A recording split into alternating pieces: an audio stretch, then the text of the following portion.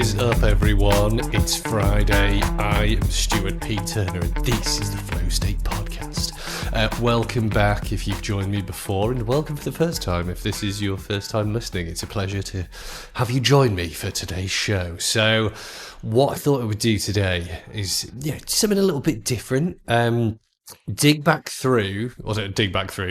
suppose explain a more recent update on why the brand Flow State itself exists, its connections to the Flow State itself, the concept, which I will explain if you have not heard of it before, and answer a question that people have been asking me for many years. What do you actually do with your degree, Stu? And I'm very pleased to say that it's once again become quite top of mind for everybody. So, not really directly work related, but in some ways very directly work related. So let's get into it. So let me share something with you that I saw recently, which is why I wanted to talk about this stuff today. So I'm going to attempt to talk and do stuff at the same time, which is not always my core skill set, but here we go. So I saw this article recently on The Independent, which was very interesting. So the article's not interesting. It's a short summary of a discussion that's very interesting. So have a watch of this discussion. I'll drop the links below the episode as usual. But the gist of the discussion is that one of the top AI scientists from Google has told us all what he thinks the next generation's most needed skill is. So he didn't just say that. Obviously, it doesn't take an hour just to say one thing. But the conversation is very interesting, held as it was in a Roman theatre in Athens, which once was the heart of democratized knowledge back in the day, in what some might describe as the glory days of democracy and government in ancient Rome and ancient Greece, the classical era. I mean, there was a lot of fighting there. Let's not beat around the bush. But they also did a lot of declaiming and discussing and public sharing of great knowledge. But look, the short version is, I'll skip to the end of the discussion for you. This AI guy from Google, right, basically says, look, we need to once again learn how to learn. And the reason that he says that is, as I'm sure you are aware, we are living in relatively unprecedented times in terms of the volume of information that is available at your fingertips, right? So, going back to what I was saying about our old mates, our toga-wearing friends back in the ancient times, explaining and debating publicly in amphitheatres across ancient Greece and the Roman Empire, right? You might have a few thousand people who might turn up every day there, a decent proportion of people, maybe be even more, a decent proportion of people for the time, right? And that would be where the sort of discussion was happening, or it was written in books or letters and sent to people. So the scale of the conversation and the sort of zeitgeist of where knowledge was being pushed forward was small by comparison to today. Skip ahead to now, and we have tools to share knowledge faster and in much more, sort of extreme volumes, I guess you would say, than ever before. However, I would suggest that the quality of that information and the provenance of the knowledge contained therein has descended pretty dramatically as well, almost in direct proportion to our ability to share. So the challenge we now have is, how do you understand, or how do you even begin to know what is credible, what is actually accurate? I barely dare even use the word what is true, because anyone can say anything about anything almost anywhere now. So the challenge we all have, which is where, if you're familiar with the sort of slow descent of Facebook from a fun place to stalk up your old girlfriends or boyfriends or whatever to a, polarized hellhole of fake knowledge, is that people just read stuff and just assume that it's true, which is incredibly dangerous, which I'm going to come on to. And one of the reasons that I'm still a big fan of parts of, what's now the mainstream media, which I know we don't like, do we, today? But if you follow proper journalists, a part of their job is to source things, check their sources, verify sources, establish that the information that they are sharing is credible before they publish it. And that, back in the olden days before the internet, was why people respect journalists and journalism. Now, I'm not saying that everyone in that industry deserves that level of respect, because some people who call themselves journalists are a far cry from that, sort of ideal state. But look, that's the idea that, and look, I do my best to do the same thing. I try and check what I am telling you in these shows and just make sure that I'm not spouting off garbage like so many people who can do what I'm doing right now, because I think it's very important that, that what we share is not just what you believe to be true, but is, objectively sort of verified somewhere, because otherwise we're just having an interesting discussion about our opinions, which is fine, but not when they're characterized as facts. And if you've ever seen Inside Out, there's, a very amusing little aside about the mixing of facts and opinions in there. I won't spoil anything about the film if you haven't watched it, but it gave me a little dry chuckle when I saw that. Very amusing. Anyway, slightly beside the point. So look, this conversation is super interesting. I highly recommend that you jump on and watch it, because it's really interesting, whether you agree or not with what everyone says. So I know what you're thinking. You're like, Stu, this is all quite fascinating, but what does this have to do with Flow State, your shameless pursuit of money through the company that you've built, and why we should care about Flow State and why we should care about philosophy? So let me tell you why you should care. So, as I said, I am not a marketer by trade. I'm not a salesperson by trade. I used to think that both of those industries were somewhat dirty and wouldn't ever dream of entering them in my younger and more pretentious days when I was at uni. Because what I studied at uni was philosophy. And the reason that I did that was because I found the idea of the study of how you study and the pursuit of knowledge in its purest academic form quite fascinating, and I still do. That's what attracted me to the digital industry, and the digital industry is what's led me to now being immersed in two worlds that I previously would have held my nose at and wandered past. So, little did I know at the time that this is where this would take me, but it has. And following on from that interview, the reason that philosophy is important, and I'm going to explain why most people misunderstand what philosophy is because philosophy in and of itself is obviously the pursuit of knowledge. So, like, translated most directly, it translates as the love of wisdom. And most people misuse the term to describe a philosophy, like a way of thinking, or, something has a philosophy, which doesn't really make any sense.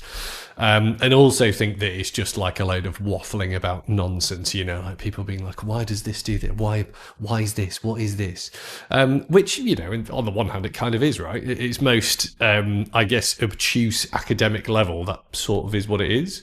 However, the exercise of thinking through things purely, by thinking them is quite valuable, because going through that process is what teaches you how to learn, how to think critically, how to assess whether something is sensible or just a crazy, stupid idea, how to even go about taking a, mad concept that you've just come up with and then starting to attach it to the real world, I'll say that in very loose terms, and also, verify or not that theory. And that's obviously the foundation of the scientific method, right? Where you need to take an idea or a concept or a hypothesis, and then you need to test that hypothesis. And basically, you are looking for failure.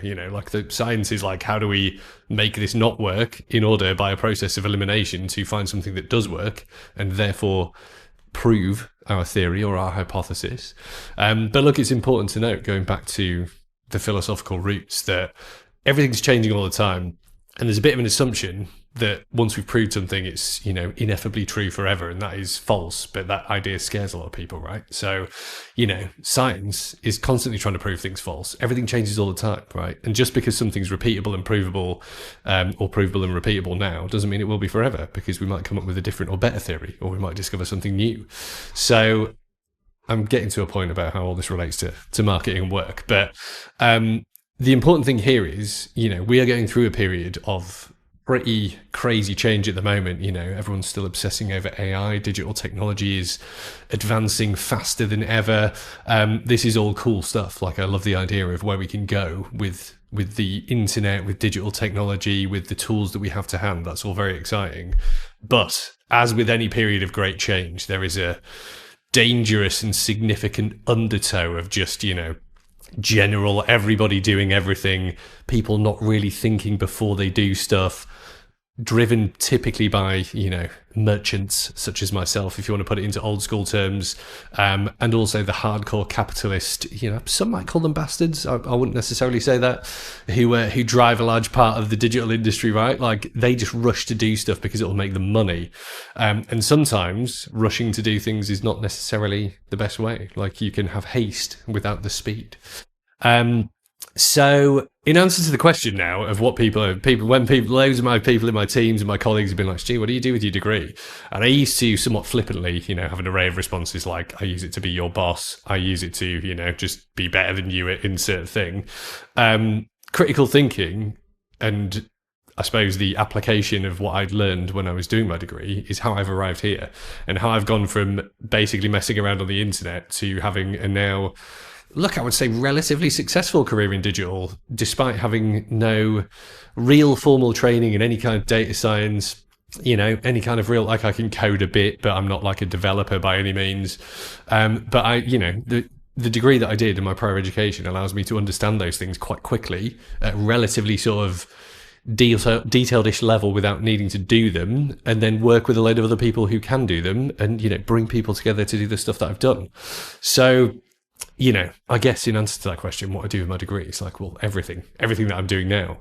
But I've now been, you know, very much sort of, you know, validated by neuroscientists, chess masters, this is just the one guy, Google people, and everyone else now who's suddenly like, oh my God, I've been chatting to an AI and it's just made up a ton of stuff. And you're like, yeah, of course it has. Because you don't understand how they work and you're just assuming that everything that they tell you is true. Whereas the default philosophical position, or the default scientific position, if you want to take a different tack, is to immediately assume that everything's false and then try and prove that it's true.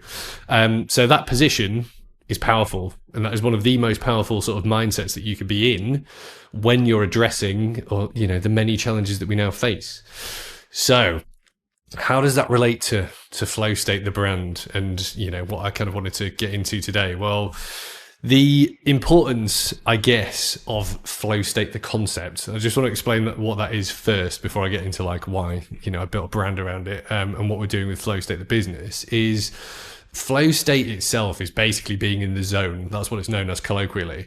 It means being in deep concentration to the point where, you know, all distractions are, you know, out of your mind. You don't really sort of, you know, an hour, 2 hours can pass because you're so deeply focused on what you're doing and in a kind of state of positive enjoyment of doing the task that everything else just, you know, is pushed out of your brain. And that's a provable concept, which was first, I don't want to say discovered, it was first posited or coined by Mihail, I'm going to probably totally butcher his surname, Csikszentmihalyi. I'm sorry about that. He's a Hungarian who came up with this concept and the idea of flow, the secret to happiness. Now, there is a TED talk on it from 2004. Again, I'll share the link for this, where he explains what it is and how it works. But it's a provable state of mind that everybody can get into, where you get into that deep, positive flow of concentration to the exclusion of everything else. Now, if you want a more contemporary sort of encapsulation or version of that, you can watch the Pixar movie Soul, which has a great sort of series of different ways that they conceptualize what that's like. But everybody, to an extent, has experienced being in the zone. It just means you, like, you know, sort of really enjoying something. You're like, oh my God, I didn't even realize that it's now lunchtime and I'm super hungry. And the reason that I like this concept is because obviously it's directly tied to like stuff that I was doing in my degree, you know, that sort of hardcore pursuit of something that you really enjoy. You know, I'm a musician as well. I think when you get in the zone of just being creative and doing stuff, it's awesome. That's when you really feel like things are just happening, and it's like a really cool kind of mindset to be in. And that's when you do like your best work, or you can kind of bring the best out of yourself, I think, where you're just really in tune with like doing something. The sort of, you know, the knowledge of doing it and the theory of what you're doing is seamlessly merged with the act of doing as well, which is almost similar to the kind of, Buddhist concepts of, submerging or destroying the ego and just being directly sort of attuned to what you're doing, which is a conversation for another time. But look, the modern world is essentially constantly trying to chip away at your ability to get into that zone. And you'll have seen this with the increasing number of people getting diagnosed with like ADHD or related conditions, for example. People struggling to concentrate. There was that whole concept across social media of people's attention spans shortening.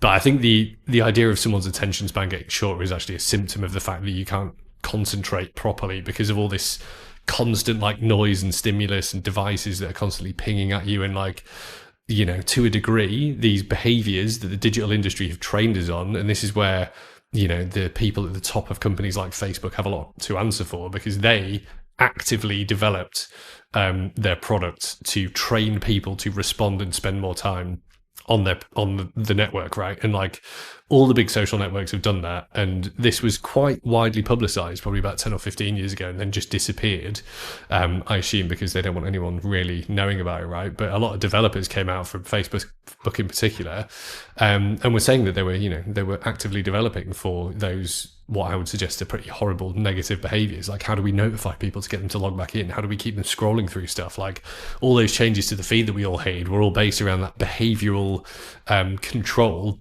And, without getting all tinfoil hat about it, like, that's how they make all their money. They just want to keep your attention on their platform. And like, I don't even know if we're still in the attention economy anymore, but that was a concept that was getting thrown around a few years ago. But that was where the battleground was, and to an extent still is, right? Like, our attention is what gets monetized. And going back to what I was saying before about, the sort of concept of flow state and like why I've been building a company around it, is like being in flow state or trying to build your ability to concentrate on things in a really deep way pulls that control back to you as an individual and away from all these absolute like scummy people who are trying to literally capture your attention. And like, there is a real innocent use of that phrase, capturing your attention. It's nice. You've noticed something fun, you walk past an attractive flower, you see it at the moment, see a whale on the horizon, that's cool, that's capturing my attention in a nice way. But what these people are trying to do is capture your attention because they can make money from your attention, which is a much more grubby and personally damaging to you way of capturing attention. So there's a real like sort of subversive negative idea about that to me. And this is where I think, why we're seeing a lot of the resurgence in interest of like positive psychology stuff, like the flow state, right? And like meditation and all these like, sort of new apps emerging, like Headspace has been around for ages. Like your ability to control how you behave and react to things and how you think has never been more important than it is right now. And like, I know that's a cliche that gets bandied around a lot, but the challenge that we all have at the moment is that a lot of people, because they don't, they're not as deeply immersed in the digital industry as maybe some of us are, is that they don't realize even what they're giving away. And like, you will have heard the phrase, like, if something's free, you're the product, basically, right? But we've been so, just chucked onto Facebook, chucked onto Instagram, you're on what was Twitter, now X, Blue Sky, whatever networks you use.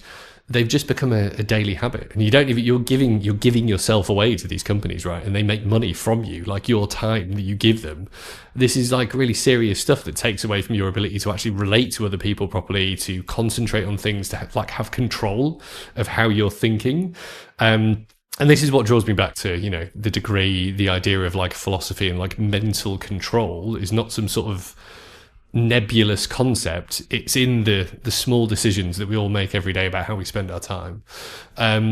So look, like, this is where, this is the sort of foundational thinking all around flow state itself and the company. And what I want to kind of like lead on to, and why I want to draw this link is like, I'm not just trying to shamelessly leap off the back of what I would suggest is much more, valuable work in some respects than what we do at flow state, but like the core concepts around the company, like, are very deeply tied to, going back now quite a long time to when I was at uni, going way back to the end of when I was doing my A-levels before I even went to uni. Like this idea of like being in control very actively of how you think. And I want to throw around this quite a Victorian concept, right, of the differentiation between the material or the physical animal body and the soul, as they used to characterize it, or the intellectual side of personalities.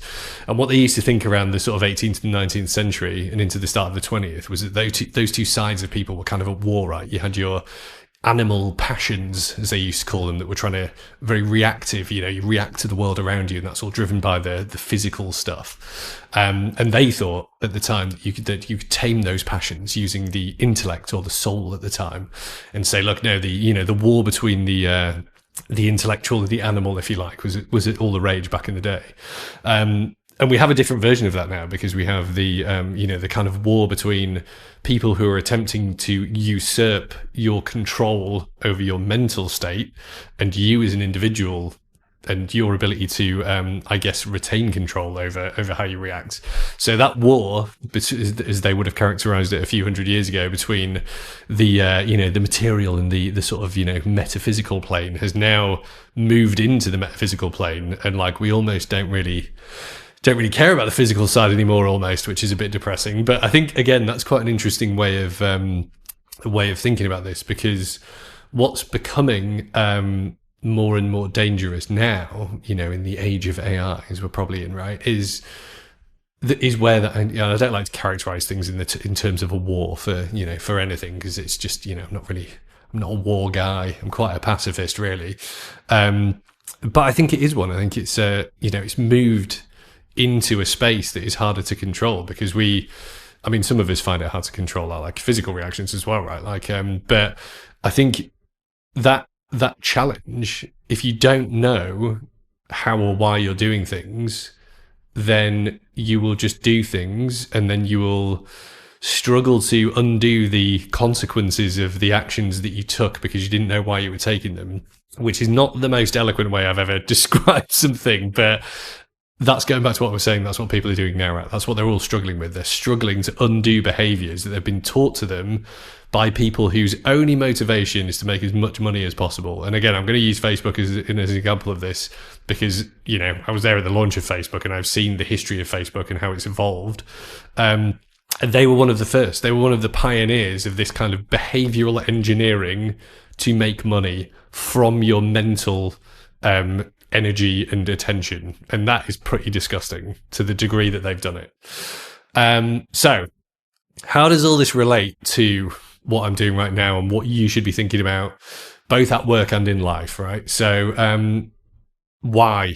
Asking why. Now, love him or hate him, Simon Sinek, if you haven't heard of him, was the man who sort of popularized, I guess, the why for business. But obviously the philosophers of all the many years, going back 4,000 years or so, have been asking why for much longer. It's just Simon Sinek's a more recent example of this. And the way that he characterizes this is obviously pretty businessy. It's like how to really get down to your purpose, right? But the power of asking why is that it is a directly sort of challenging question that children ask everywhere, and a lot of adults seem to forget to ask, just about what you're doing. You like challenge yourself, be like, why am I doing things? Why do I think this? Why do I behave this way? And you might not like the answers that you get, and you don't have to tell anyone, right? But if you've ever been to, any kind of therapy, or done any kind of like meditation, or been in any sort of, self-help type of an environment, the question of why always comes up at some point, because that is the only way that you can start to really uncover your base motivations, or as far as you can get to them. And I think it was Simon Sinek who originally came up with like the 7 levels of why. But you've got to keep asking, like little kids do, right? Because the reason that they ask stuff is they want to like get down to the core of something. And again, going back to my philosophical training, this is one of the core principles of how we discover things and how we attain new knowledge. Is like, you have to question everything and be like, why do we do stuff? Why am I doing what I'm doing right now? So look, it's an interesting exercise. If you haven't read this book, it's really interesting. Like, I would highly recommend reading it, even if you just like, well, that was a load of crap. Like, it's just great to think about things in different ways. And so much of work is a routine that we all just stick to because because of reasons, because that's the way work's structured, without considering the whys of why we're doing it. And that's just pretty depressing, right? I mean, like, if you just want to go to work and just do work, that's totally fine, because you understand why you're doing it, right? You're like, I just need money. I'm going to go and do this stuff and just get money, and I'm going to ignore it. Like, you've got a bit of a why there, right? But a lot of people come to work and they have this sort of vague idea of why they're doing it, but it's very, undefined, and it can be quite challenging. Or as my Australian friends would say, confronting. But I think that's a good thing, right? It's fine to be uncomfortable occasionally and be challenged, even if you're just challenging yourself. So look, I don't want to big up Simon beyond that, but asking why, very important. And I guess the reason that this, sort of relates to what I'm doing with Flow State, and the reason that I wanted to make this a bit more of a, sort of a little sort of biographical rundown of where we're at with the company, is all these discussions I've been having with everyone who's come on the show, even going back to 2023, about like, the explosion of AI itself, the evolution of the digital industry, like where we're at with our relationship with technology, and obviously centering those things around the disciplines of marketing and sales. That marketing and sales are very human-centric jobs and disciplines, right? Like, there is no way that you can replace the human stuff there. You can replace a lot of the machinery and the foundational boring crap behind the scenes with process automation and whatever, but ultimately the decision to engage with a brand or with a product or buy something or not is an emotionally driven decision, and there is no way, while people are still involved in that process, it's always going to be made ultimately by emotion. Whether you trust somebody or you love a thing, or like, it's triggered something in you, that is why you do stuff. And you can deny it as much as you like, but if you are really honest with yourself, no amount of logic and sort of, dry reasoning is going to justify the purchase decision without some form of emotional engagement with that thing. So I'm happy to die on that hill. I'm going to go out there with that one. And look, the reason that that's related to what I'm talking about now and flow, and look, I would also recommend reading Mihal's book on the psychology of happiness. So he's been talking about this for like 4 years, I think now. But this is another great book, just really interesting, super sort of inspiring read. And I found this really interesting because a lot of the time, like, the way that I arrive at things is sort of by a process of elimination. And going back to what I was saying earlier, I'm not necessarily the most positively minded person, I would say. And it's not to say that I'm all, sad all the time and just, sort of doom and gloom. But I often have to sort of start to arrive at what I want to do by thinking about things that I don't want to do. And the reason that's related to sort of the lameness of work and the routine is that, like many people, I think that the 9-to-5 sort of structure of work is quite stupid and outdated. Let me qualify that for the kind of work that I do, right? So, like many of you, I work on a computer. The internet is essentially my work. I can do work on or off the internet. I can do that work from anywhere at any time that I like, right? I have to be online when I want to talk to my clients and when they want to talk to me. But the people I've been working with are all of a very similar mindset, right? We all want to be in control of when we're working. And the whole point of working on the internet or working with the internet, or if you're in marketing or sales, is most people want to meet when they're in, at their best, right? And they've got something to say and it's worthwhile spending some time together. However, the entire, Victorian era industrial revolutionary structure of work is not engineered around that. That is engineered around a time when we were producing physical things, and the amount of value that could be derived from the economy was very directly tied to the amount of things that you could produce and how much you could sell those things for. Now, we no longer work in that world, do we? Like, there is a part of it, sure, people are still producing stuff, that's fine. But even the production of stuff can happen at any time now. So the idea that we're still working on this like ridiculous Monday to Friday, 9-to-5 routine is just completely like not only redundant, but just ridiculous. And it's one of those stupid concepts that's just been enforced on everyone because that's the way we've always done it. And people are too scared to make big changes, right? And like, without going off on too much of a tangent, one of my advisors in the UK was a part of the 4-day week trial that ran there. I think it was either a year or two ago. And there's been some limited trials of that here. And the majority of the companies that were in that trial, right? So the trial was that you would still have all the same benefits of working 5 days a week, but you would just work 4. Most of the companies carried it on after the trial was done, and there was no material difference in the output from the companies that were in that trial when people worked 4 days instead of 5. However, there was a reported material improvement in everyone's state of mind and general feelings of, positivity around how they were working, because they're not forced to squeeze their lives into 2 days when nothing's fucking open and nothing's happening. So, without drifting off too much into a huge rant about the general structure of society, like, we've all experienced that, right? I've done my fair share of crap jobs before I started doing what I do now.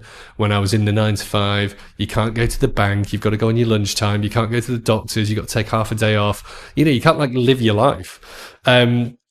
Well, you can, but it's just crap because it's all dictated by someone else, which, going back to what I was saying before, is frustrating. That sets us in the wrong state of mind about how we're all trying to live our lives in general. So, again, one of the core reasons that with particular reference to flow state, when I started doing this, and the reason that I started kind of contracting and running my own businesses is like, yes, there's some boring sides of it, and yes, not all of it's, just running around doing whatever you like all the time, but I like to be in control of what I'm doing when, and the people that I've managed to work with over the course of the last 10 or 15 years, when I've either been contracting or working in startups or running my own businesses, when, we're building a product business now, and flow state itself is part sort of service, part products, is that I want to be able to work when I know that I'm doing my best work, and I want to empower the people that I work with to know that they can do the same thing with me. So within the context of our relationships, we can both be at our best whenever we're talking to each other. We deliver whatever value we're engaged to deliver. That's the basic table stakes, right, of what we're doing. But the important part to me of the relationships that I'm trying to build and the people that I want to work with is that we're solving, for big problems. That's why I shifted to moving to B2B. Like, I had fun doing B2C stuff, and it was great working with some really awesome brands in that space. But it's kind of more fun to be working with some much bigger, thornier businesses that are like supporting bigger stuff, basically infrastructure stuff, healthcare stuff, like massively impactful technology-based sort of solutions is exciting, right? But the challenge with those is that often you're working with people across different time zones, in different countries, different cultures.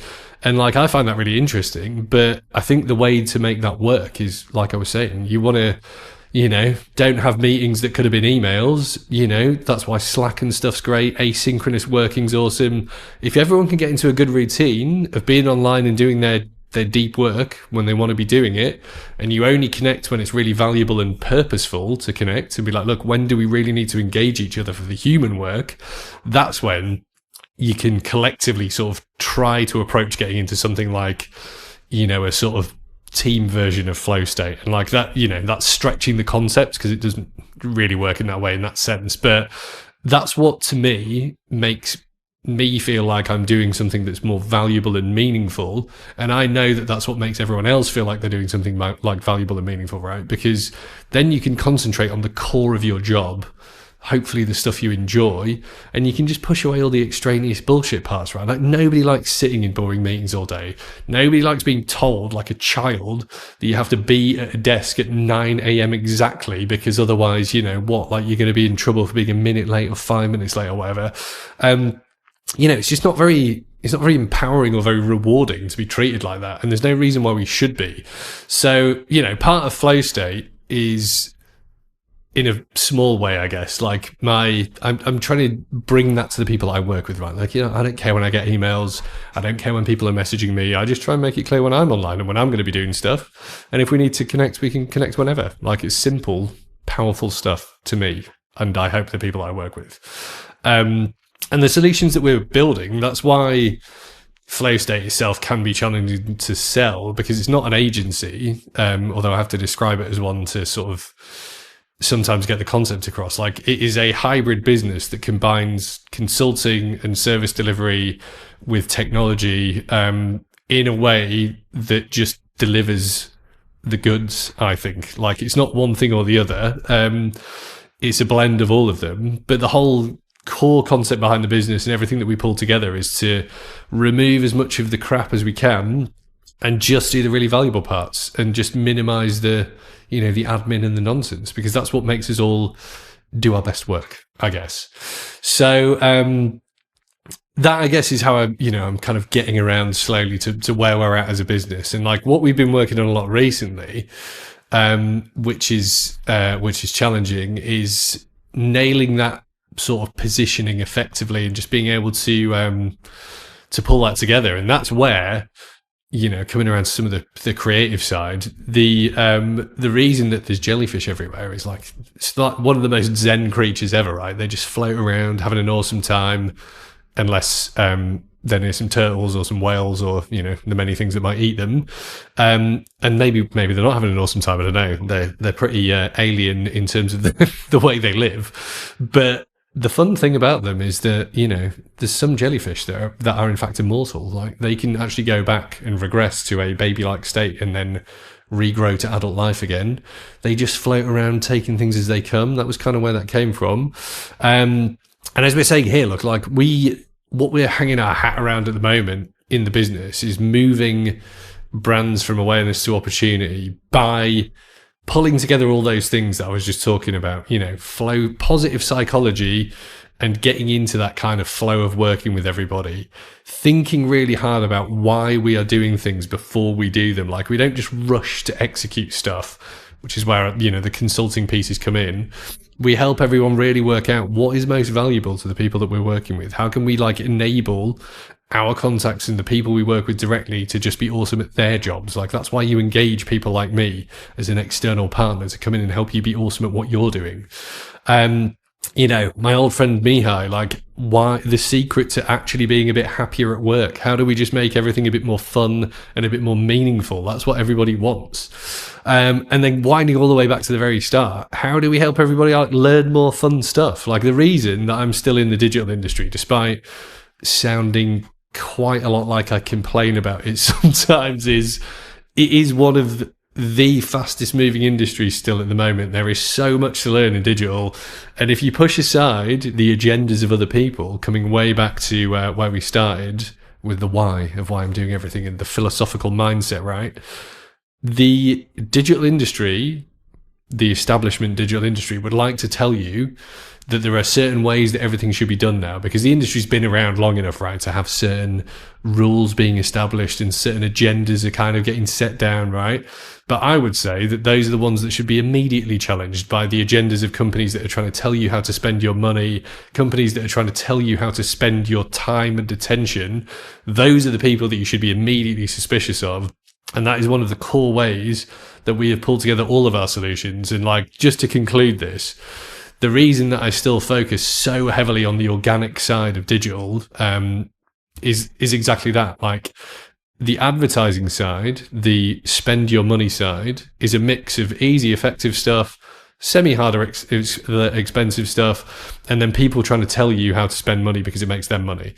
The organic side of how do you take your message to people in a manner and a medium that allows you to control everything about how that message goes out is much more interesting and much more powerful and contains much more long-range value to you and your business than any of the other money-based instant activity stuff you can do. So that is the end of that. So I hope you found that interesting. I just wanted to take some time this week just to explain a bit more about the actual business and the thinking around the business, because I think all this stuff is really important, and for me it's really important because that is why I'm doing what I'm doing. And if I have spoken to you recently and we've just met, I hope that you found this informative, and if you have known me for a long time, then hopefully this has been a nice refresher in amongst our usual connecting, doing the business, and possibly just generally whinging about the state of work and life. So look, I still don't have a great ending to the show, I'm afraid. So once again, that is the end of the podcast. Thanks for joining me, and hopefully you will rejoin again. If you'd like to talk to me about any of this stuff, as you can tell, I love to talk about all of it. If you were like, Stu, I don't agree with any of that, great, come on and disagree. I would love to talk to you about what you think, and we can have a proper discussion about it. And hopefully there was something useful in there for you. Definitely get one of those books, get both, have a read, enjoy the long weekend if you are in one of the East Coast states. WA, I think you maybe already had yours, and I'll chat to you all soon.